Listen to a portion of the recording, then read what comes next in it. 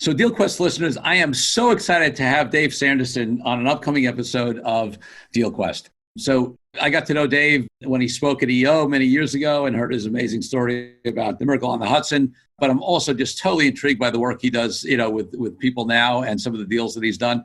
Dave, tell our listeners what they're going to hear on the upcoming episode of DealQuest. Well, thanks, Corey. I think you're going to hear a little bit about my story about the Miracle on the Hudson, but really how that changed my direction in my life. And I also want to share a little bit about my mentor, Bill, and some of the things he taught me, and which not only helped me in my life, but helped me through business. And I even talk about a little bit about how one of those things he taught me helped me make one of the biggest opportunities and deals I've ever had. And it's just by wisdom, being able to go outside the box. So I'm excited for people to be able to hear some of these items we talk about. That's awesome, folks. There are going to be so many great lessons coming out of this episode. Around, whether it's negotiating internally in a company to get things done and, like you said, his mentor's advice. And, I'm just thrilled about what the value that Dave provides in the world in general. So I'm so excited to have him on the show. Do you want your business to grow faster? Are you open to new and out-of-the-box ways to drive revenues and increase value? How do you imagine the most successful entrepreneurs and business leaders double, triple, or expand their businesses tenfold or more? The answer is Deals. This is a weekly podcast featuring conversations with business owners, executives, and leaders as we reveal behind-the-scenes details that give you, our listeners, the confidence to pursue your own deal-driven growth. On the show, we discuss a huge variety of deals, everything from large, complex mergers and acquisitions to smaller deals that you can do even without significant capital. My name is Corey Kupfer, and I've been supporting deal-driven growth for businesses for 35 years as a successful entrepreneur, professional negotiator, and attorney. My goal is to help you strategize, plan for, find, and complete deals that will help your company grow faster. Welcome to the DealQuest Podcast. Let's get started.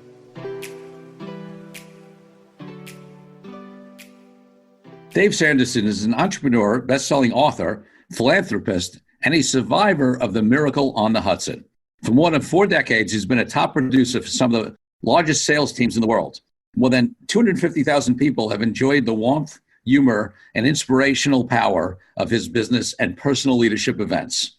Author and contributing author of 3 international best-selling books, including Moments Matter, How One Defining Moment Can Create a Lifetime of Purpose, Brace for Impact, the recent bestseller, #1 Habit for Success, Smart Femme Summit Special Edition.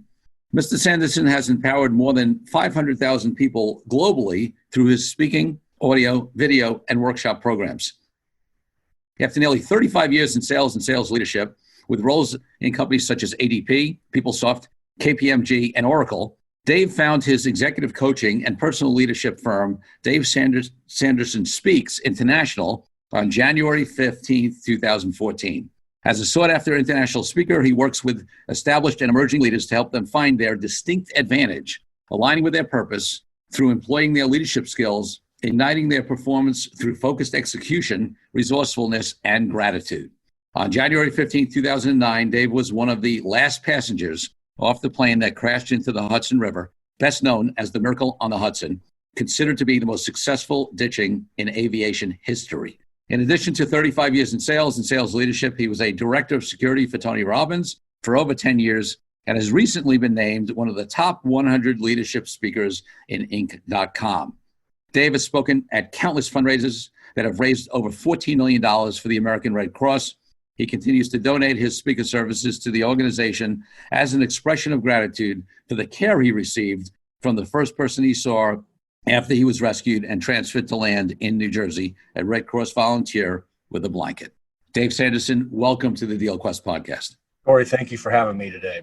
Yeah, folks, I got to tell you, we're going to get into a lot of stuff with Dave, but I saw him speak some years ago at an Entrepreneurs Organization event, telling his story about the Miracle on the Hudson. And I think I've shared with Dave in the past that I actually saw that happen from my conference room window on the 72nd floor of the Empire State Building at that time, which faced west.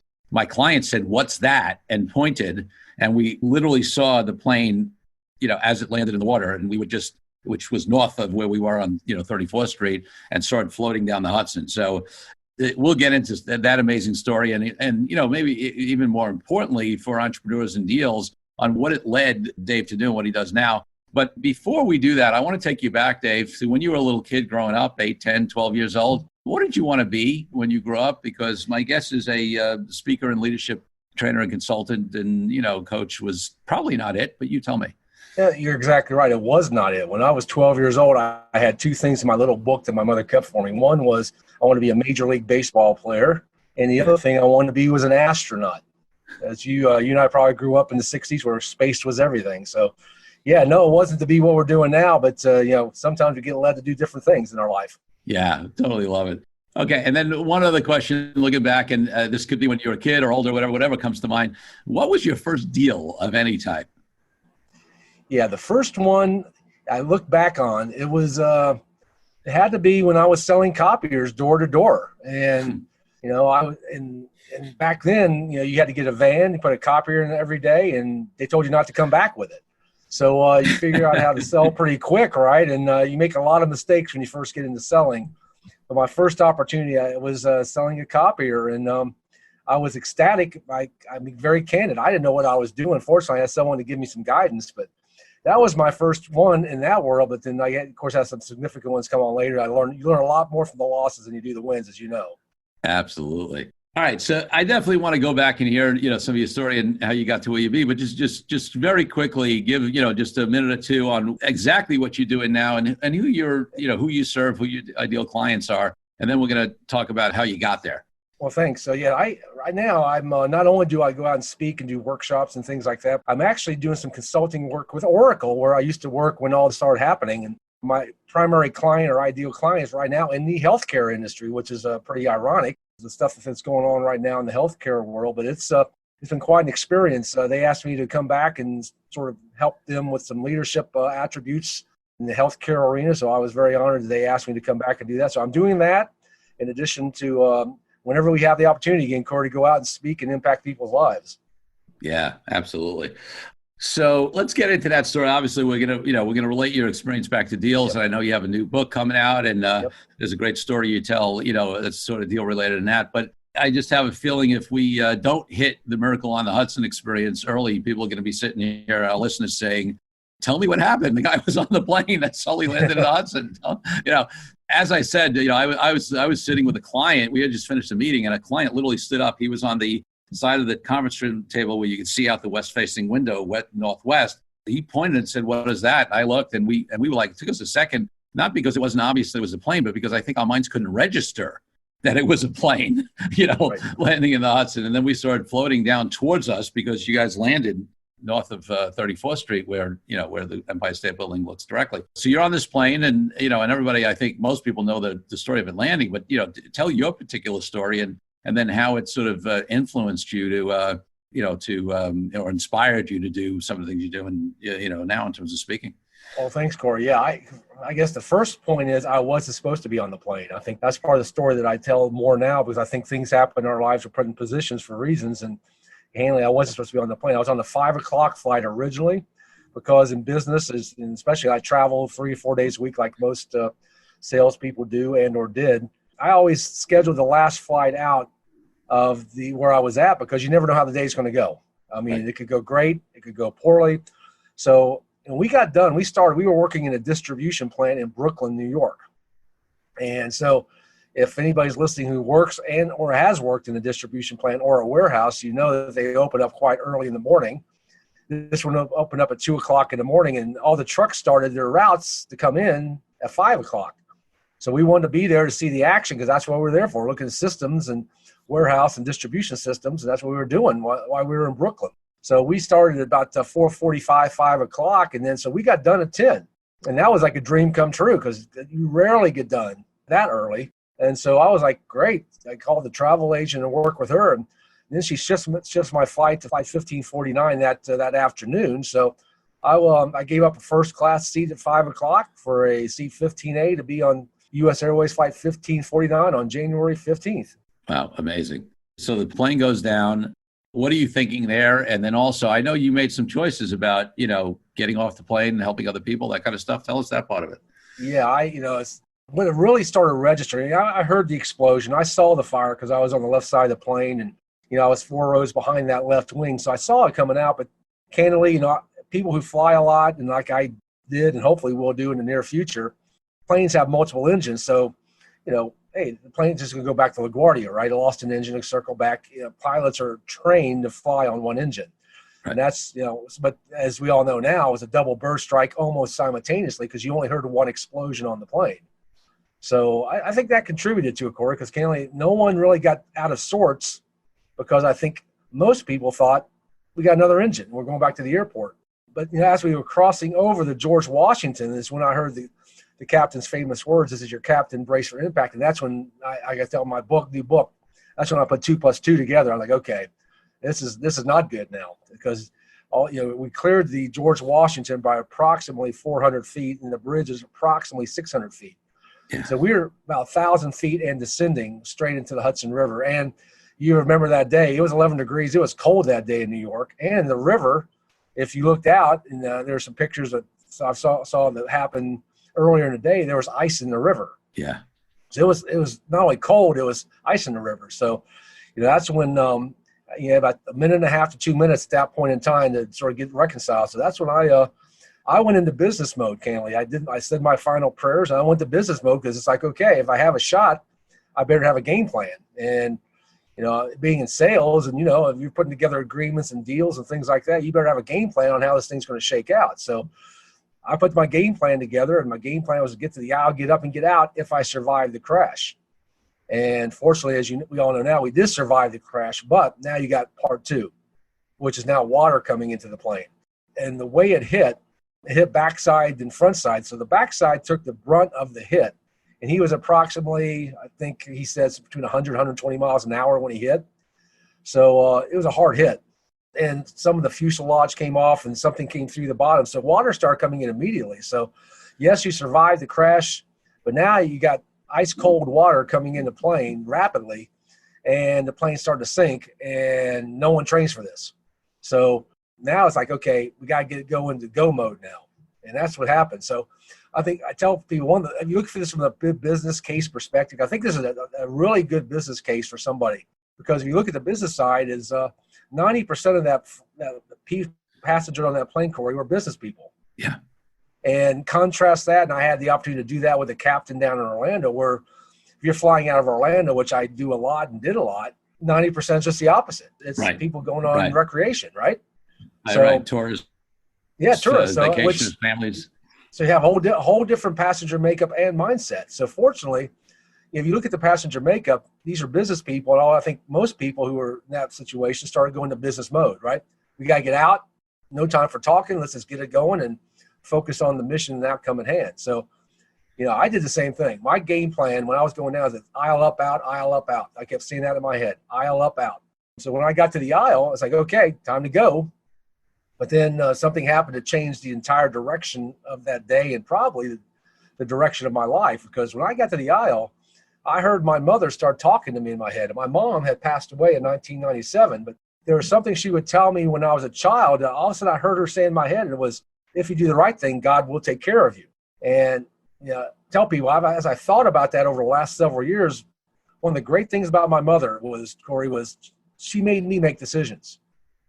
And I think it's one of the things that I have definitely not done well as a parent, make my kids make decisions, because, she didn't say, do this. She said, if you do the right thing. And I could have gotten out of the plane, and that could have been the right thing to do. But the choice I made was to go back and see if anybody needed help. And that's why I climbed over the seats towards the back of the plane. And I got behind everybody, and everybody started to move. So, okay, but back there, the water was about anywhere from waist to chest level deep. So it was much different in the back of the plane than it was in the middle of the plane. I'm going to be very candid. And based on the impact, of course, people had stowed some of their luggage underneath the seats, and the bins had popped open on impact. Luggage is floating in the water, and it's dark in the back of the plane, because the back of the plane, if you look at it from the side angle, from the New York side or the Jersey side, it's underneath water. The back was already underneath water, because it wasn't like flat like you see in that one picture. It's actually underneath water. So the back of the plane was already submerged. So I was just making my way out. I was just behind everybody else. I was trying to get out, and the first light that I saw was on the right side at 10F, the door that got popped out. So okay, I'm out of here, right? Time to go.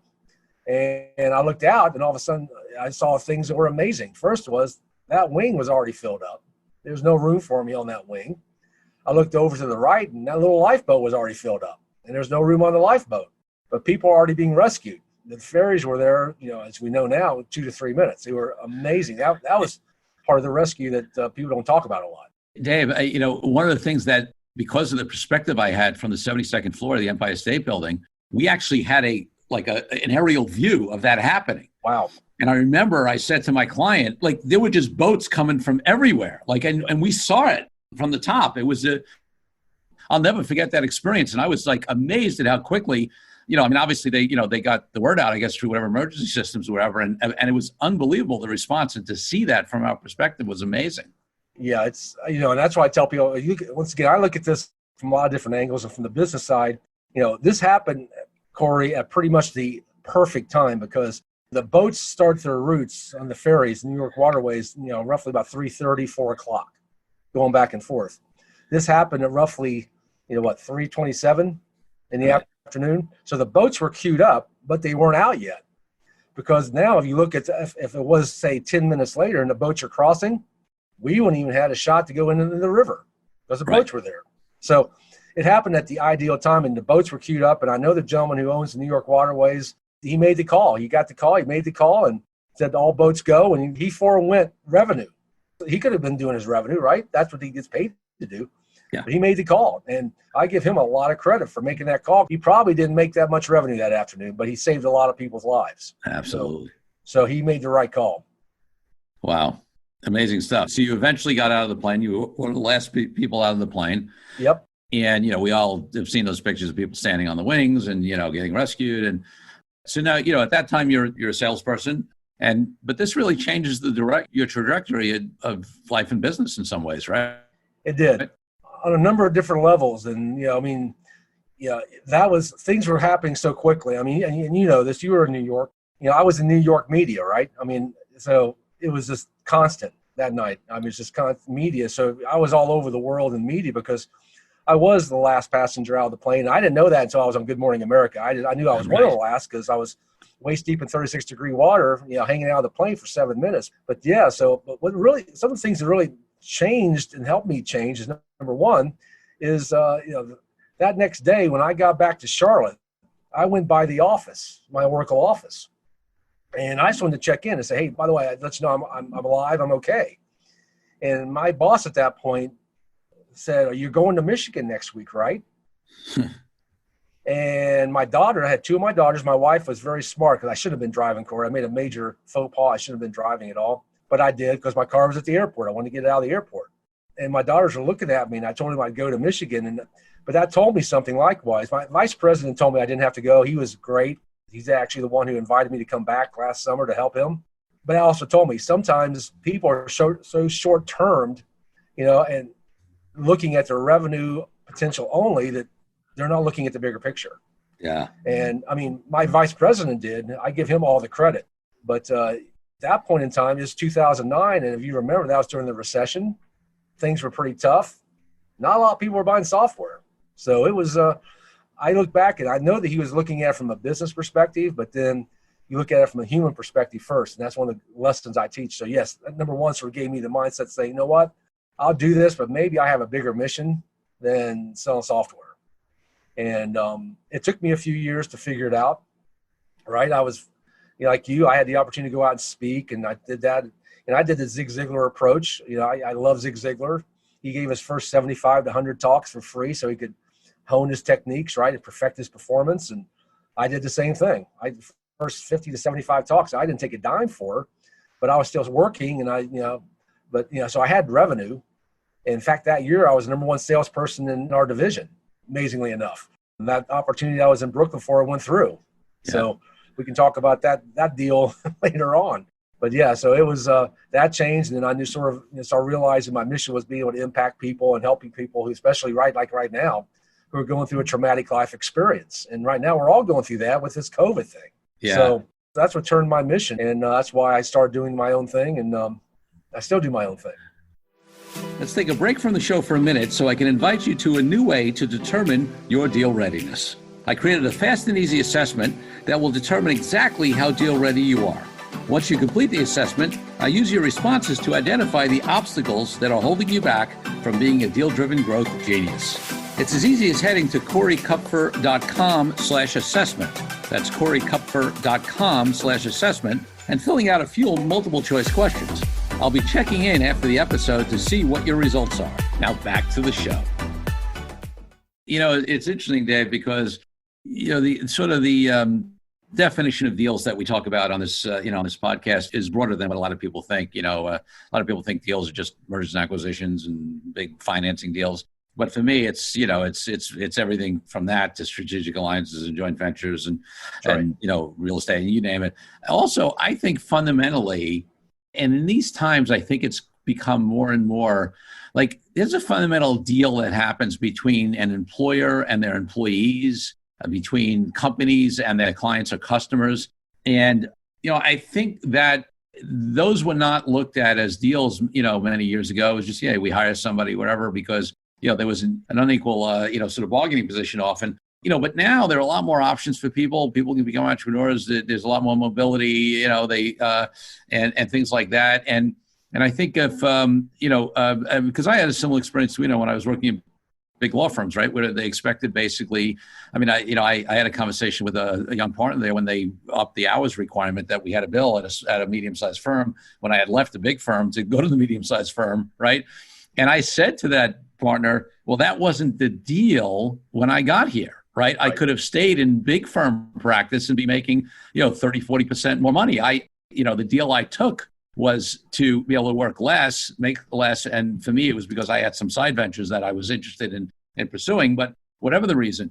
And, his comment to me was, I don't believe in that lifestyle stuff. I said, the deal was I would be able to have a certain lifestyle. And he said, I don't believe in that lifestyle stuff. So, for me, it was like I looked at that as a deal and they didn't look at that as a deal. They looked at me as yes, valued, important, we love you, blah, blah, blah, employee. But they didn't look at that, breaching a deal. And, for you to have, and it's great at a higher level of the company that they did, they were great about it and they brought you back. But, at the management level, well, the deal is that he's supposed to be in Michigan. I don't care what's going on in his life, Right. I think he's got the biggest thing working. Right. He's got the biggest thing more working. Trouble. I'm sorry. I think companies are having more trouble these days because employees are less likely to take that and also even taking their customers for granted in the deal and that they have with them. I think it's different times now. I agree. The workforce right now is 180 degrees different than when I started back in the mid 80s. When you were talking, I was just thinking about you're spot on, because what happened to me when I was with ADP, I was a top producer. I was on board of directors. I was excelling, and I had a great manager who hired me.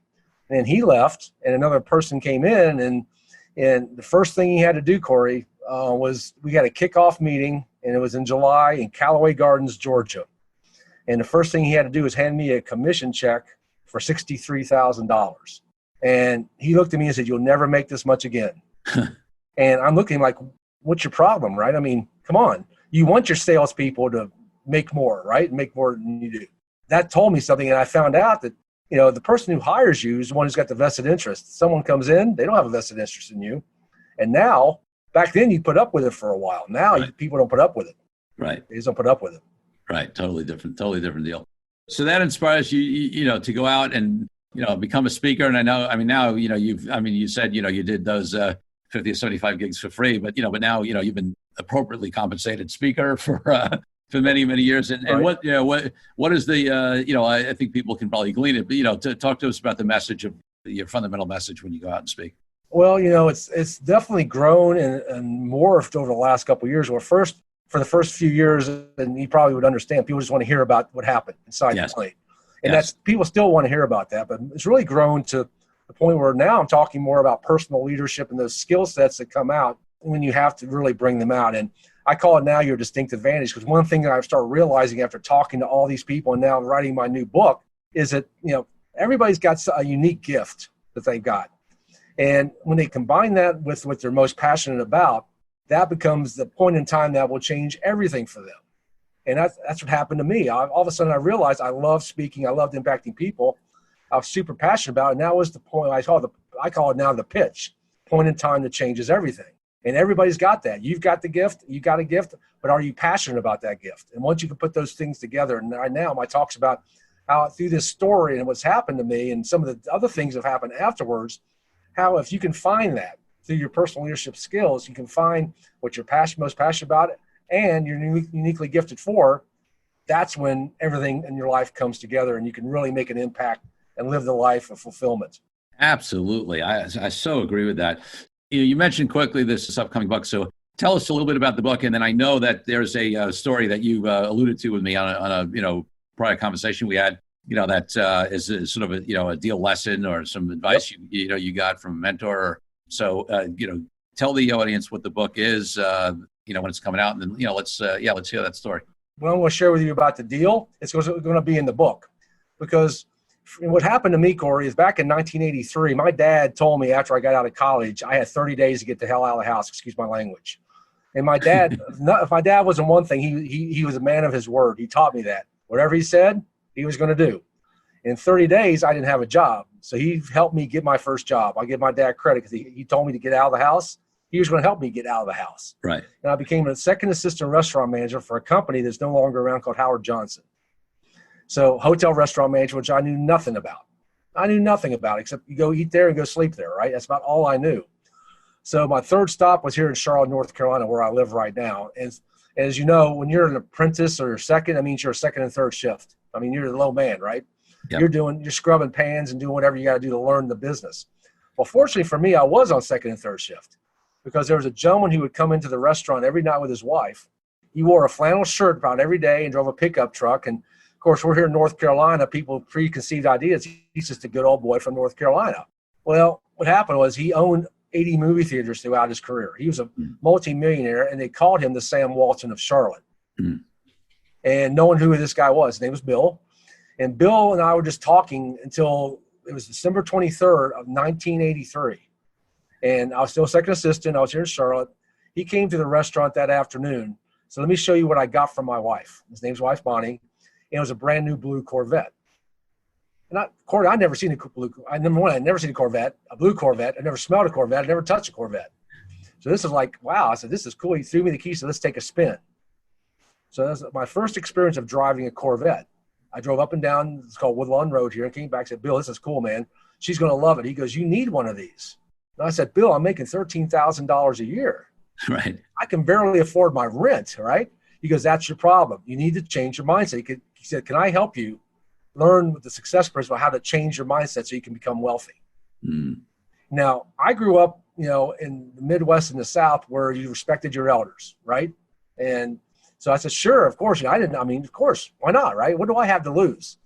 So for the next 14 years, he was coaching and mentoring me and sharing all this wisdom. Because what I found out, right before he passed away in 1997, is that he had a mentor back in 1929 that helped him get into business. Wow. And was coaching him. And so fast forward to 1997, my mother had just passed away. My sister and I had to help put the arrangements together. So your mind's, I don't know if you've ever had to bear anybody, your mind starts not together, right? You're all over the place. Came back, Bill called me to his office. I went to Bill's office and he walked over to his big desk and pulled these crumpled pieces of paper out. And he sat down next to me. He said, I want to give you something. I said, what? He goes, these are the handwritten notes I took in 1929 when I sat down with my mentor. And he was teaching me the success principles of business. He said, this is what I've really been teaching you over the last number of years. Wow. He said, I want to give this to you, but you have to promise me something. I said, why? He goes, don't let it die with you. Mm. And that's one of the last things he said to me before he passed away later that year, in September of that year. So part of these principles I'm writing, this is what my book's about, is I'm writing about these principles and connecting the dots of all these things that these mentors and great people teach you. And all of a sudden, they all coalesced for me on January 15, 2009. They all came together. But it also affected my business. And that's why I'm now transitioning, because you and I talked about this. Because what happened was, I was with, like you said, ADP, and then then I was with KPMG. And that's one of the, as you know, back then it was one of the big five. Now it's one of the big four accounting firms, right? Sure. And I was actually in the first wave of their sales teams. They started putting Salesforce together. Up to that point, partners and senior managers would do all the selling. They wanted salespeople to go out and do it and then bring the partners in. So that's what I was doing. So I had what's called consumer industrial market down in the Southeast. Basically people who made a good, sold a good, or distributed a good, right? So I had this, and Bill and I were talking, and he was teaching me these things, right? And he was talking about one of the principles he was teaching me about is perseverance and persistence. So we get to this opportunity, and I open up this opportunity, a place called Coca-Cola in Atlanta, and I got in. Now that's a big deal. I don't care what anybody says. Just getting in the door, it's like getting in the door at Walmart. Just getting in the door is a big deal. Yes. But one of the things that was interesting about it, when I got it, the partner didn't want to go initially because KPMG audit had the PepsiCo relationship, and we can't go to Coke. Right. I said, you gave me this. I'm a sales guy, right? I go after business. So they went, and we got in there, and we were getting smoked. I mean, we were just getting smoked left and right, And initially the challenging thing is to even let the partnership make the decision we could even pursue the opportunity. Yeah. So having to negotiate internally was a big deal. I learned a lot of things, and Bill was teaching about perseverance. Don't give up, right? Perseverance. So we finally crossed that hurdle. So that was actually the first big win. If you look at the major win in a big company, that was I won the internal battle, at least pursue an opportunity. Right. Then we get to the opportunity. People underestimate the skill and ability that, right, people are execs at companies, where they're not the entrepreneur, not the decision maker, that ability to understand how to negotiate and get an internal deal done. That's right. To even get, the go ahead, or to get alignment, or to get budget, or to get, whatever. Sponsorship, anything, right? Yeah, is huge. It was huge. And so I was proud of myself, but now we got to go after the business, because now if they're going to potentially lose PepsiCo for Coke, you better win it. Right? You better win it, or your backside's probably not going to be around too much longer. But we were getting smoked. So I was talking to somebody in Atlanta, and of course they're based in Atlanta. And I was saying, what could we do in here? I mean, we're not obviously connected the right ways. We're not doing something right. He gave me an idea. And the idea was this. He goes, what you don't understand is how Coke makes decisions. I said, okay, you're probably right. I don't. He said, what you need is somebody from the inside to teach you how they make decisions. He goes, I know somebody. And it used to be one of their attorneys who were on the negotiating team internally at Coca-Cola, KO. So I approached that person initially. And he's like, well, I can't do it for free, right? I'll help you, but I can't do it for free.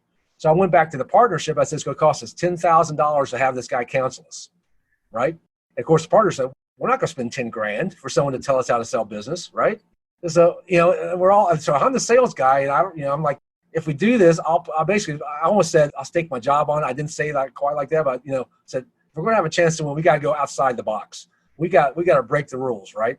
So we paid this guy $10,000, and he came in and coached us on how to negotiate with Coke and what the key things they were looking for, how they did business, right? Because we didn't understand.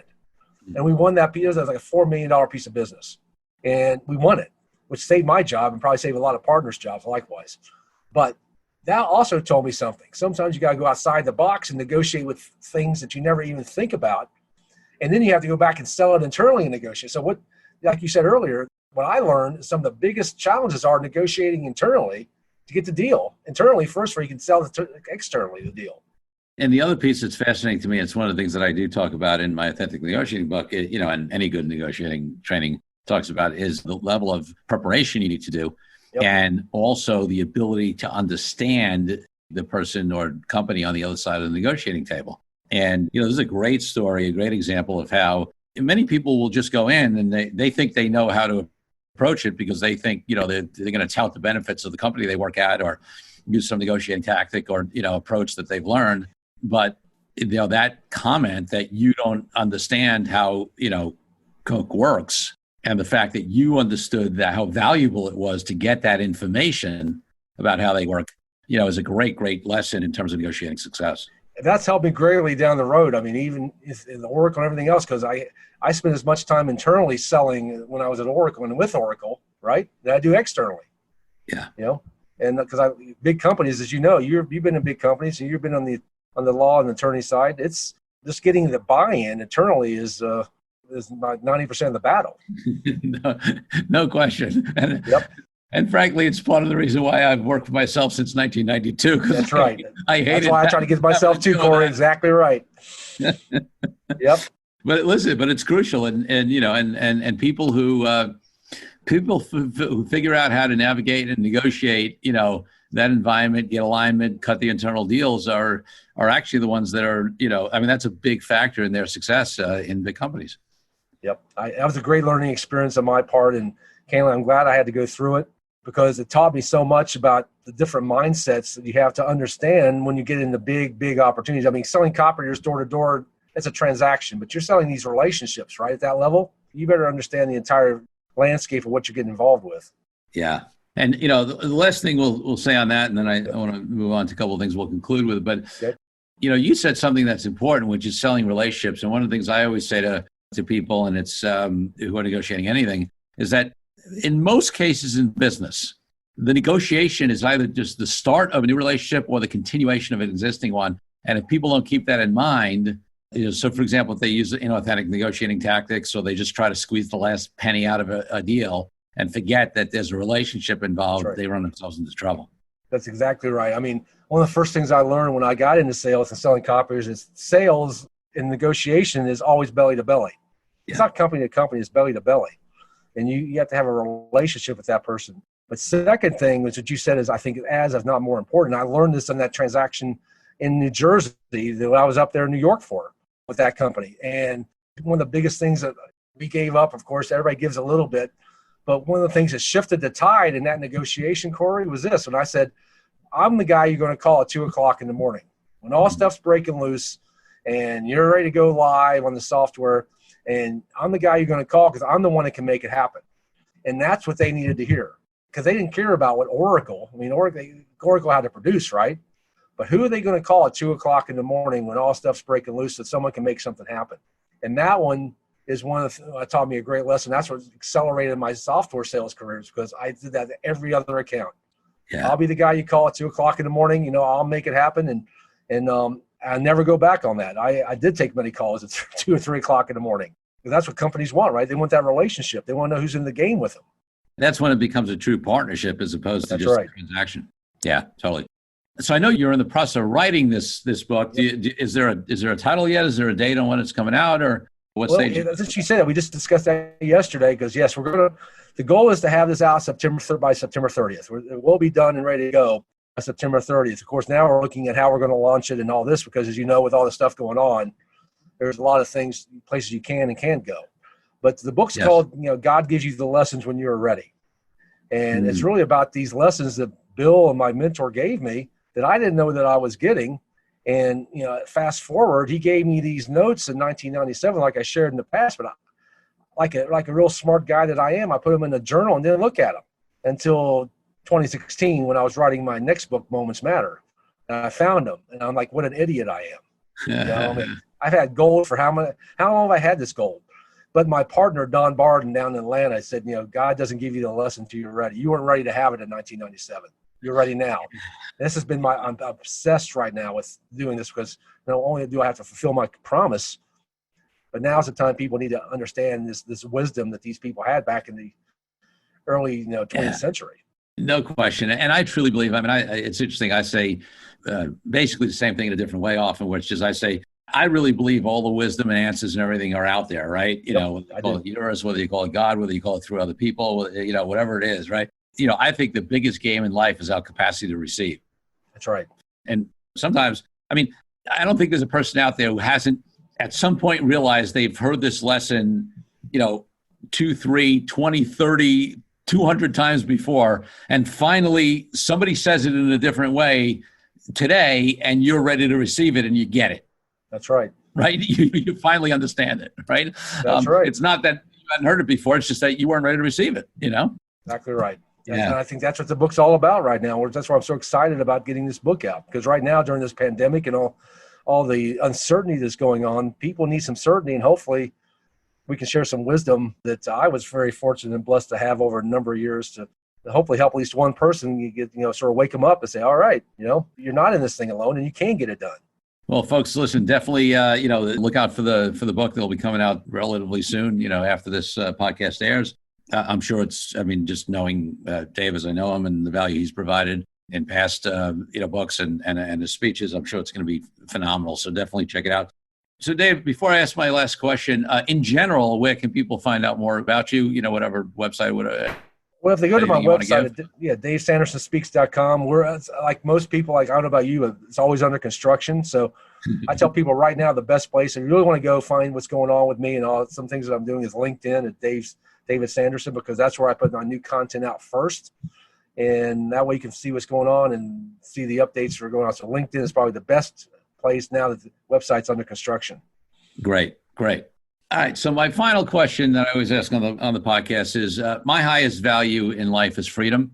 For me, it means everything from freedom from people around the world, from oppression to the reason I'm an entrepreneur, and I don't work with somebody, right? The freedom to create my life and make the decisions I want. What does freedom mean to you, and how does it impact your business and life? Well, freedom means to me is being able to do what I want, when I want, with whoever I want, when I want to do it. And I think that's one of the things that's one of my driving values. Likewise, is right now it's there's so much constraint, people trying to constrain you and get you into certain different lanes. And that's one of the reasons that, as I mentioned, is I did my own thing, right? Because I want to be able to control my own destiny. I want to be able to make the call. And like right now, let us all make our own call and assume the risk, right? We're all big boys and bigger. We can assume the risk. And like my mom and dad said, Corey, I don't know about your mom and dad, but there are consequences to every decision you make. So 100%. if you're willing to live with them, let's go with it. Be free. Love it. Dave Sanderson, I am so appreciative of having you on the DealQuest podcast. Thanks for coming. Thank you for having me, Corey. Thank you for joining me on this episode of DealQuest, where we help you understand how deal-driven growth can be your ticket to freedom. I want to invite you to a unique way to tap into the wisdom and experience of the DealQuest community. Join the DealQuest Deal Den Zoom calls, a free monthly 90-minute mastermind. In the mastermind, we address all the challenges you may be facing and help support you with the opportunities that may arise in terms of deal-driven growth. You will get input not only from me, but all the members on the call will collaborate and serve each other in a mastermind format. To sign up for the free mastermind, go to www.coreykupfer.com/dealden. That's coreykupfer.com/dealden. I'll see you there. I'm Corey Kupfer. Until next week, wishing you the freedom and financial prosperity that I know your DealQuest will bring.